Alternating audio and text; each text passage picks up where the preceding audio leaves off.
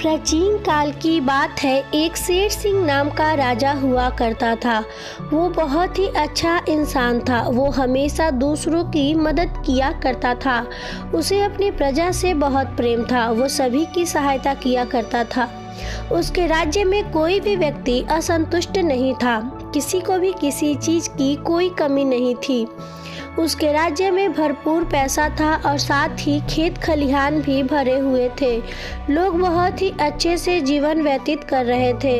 उस राजा से जो भी व्यक्ति गुहार करता था या अपने निजी काम के लिए धन की मांग करता था तो वो उसकी पूर्ति कर दिया करते थे। इस बात से उनके ही दरबार के एक दरबारी जिसका नाम करीम था, उसने सोचा कि राजा बहुत ही दयालु है, क्यों ना इसका फायदा उठाया जाए। उसने उस राजा का बहुत ही खास और भरोसेमंद दरबारी बनने का सोचा, जिससे राजा उसे अपने खजाने की रखवाली के लिए तैनात कर दे। इसके लिए उसने एक योजना बनाई। वह राजा के आसपास ही रहा करता था। राजा शेर सिंह जो भी काम करने को बोलते वो झट से कर दिया करता था और राजा के साथ वह हर जगह जाकर उनकी मदद भी किया करता था। राजा ने एक बार उससे किसी व्यापारी के यहाँ से आए धन को तहखाने में रखने के लिए कहा और करीम ने बड़ी ही ईमानदारी से सारा का सारा धन तहखाने में रख दिया। राजा ने यह सब देखकर सोचा कि करीम मेरी हर जगह मदद करता है और साथ ही जो भी काम मैं उसे करने के लिए देता हूँ वो बहुत ही ईमानदारी से करता है। राजा करीम से बहुत ही प्रभावित होने लगे थे। करीम को भी लगने लगा कि राजा उससे प्रभावित हो चुके हैं। यही उसकी योजना थी कि ऐसा करने से राजा उसे जल्द ही अपने खजाने का रखवाला बना देगा। राजा ने करीम को बुलवाया। करीम मन ही मन बहुत खुश हो रहा था कि अब बस राजा उसे अपने खजाने का रखवाला बनाने को बोलने ही वाले हैं। यह सोचते सोचते वो राजा के पास पहुंचा। राजा ने उससे कहा, करीम तुम अपने काम में बहुत ही ईमानदार हो। मैं तुमसे बहुत प्रभावित हुआ हूँ और मैं तुम्हें अपने खजाने की रखवाली करने के लिए तैनात करता हूँ। यह सुनकर करीम खुशी से फूला नहीं समा रहा था। उसने यह स्वीकार कर लिया और वो खजाने का रखवाला बन गया। रखवाला बनने के बाद कुछ समय तक उसने अपना काम बहुत ही ईमानदारी से किया, जिससे राजा को उस पर और भी ज़्यादा भरोसा हो जाए। फिर उसके बाद उसने खजाने में घोटाला करना शुरू कर दिया। एक के बाद एक घोटाले करता चला गया, जिससे खजाने में बहुत ज़्यादा नुकसान होने लगा था। किंतु राजा को करीम पर पूरा भरोसा था।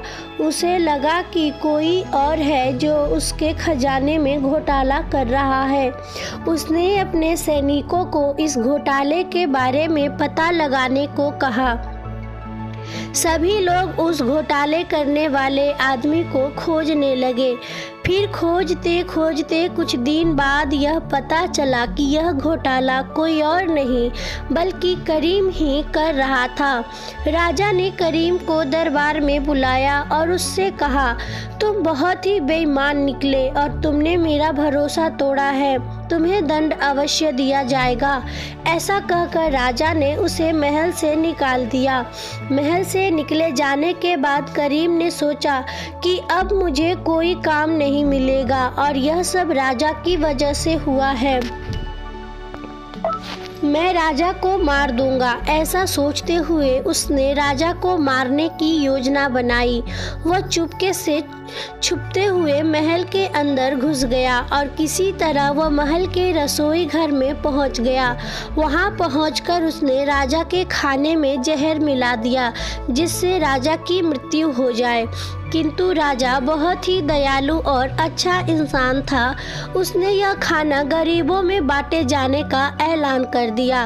करीम यह सुनकर डर गया। उसे लगने लगा कि मैं तो राजा को मारना चाहता हूँ, लेकिन ये क्या, ये खाना मासूम और गरीब लोगों को खिलाया जाने वाला है, किंतु मैं उन सब की मृत्यु नहीं होने दे सकता हूँ। तब वह राजा के पास गया और उनसे कहने लगा कि हे राजन, यह खाना गरीबों में मत बांटिए, इसमें जहर मिला है। मुझे क्षमा कर दीजिए, मैं लालच में आने के कारण यह गलत कदम उठा बैठा। इस तरह राजा के अच्छे स्वभाव के कारण उनकी जान भी बच गई और करीम भी उनके इस आचरण से बहुत प्रभावित हुआ और उसने राजा के दिखाए गए रास्ते पर चलने का फैसला किया। साथ ही वह भी एक अच्छा इंसान बन गया।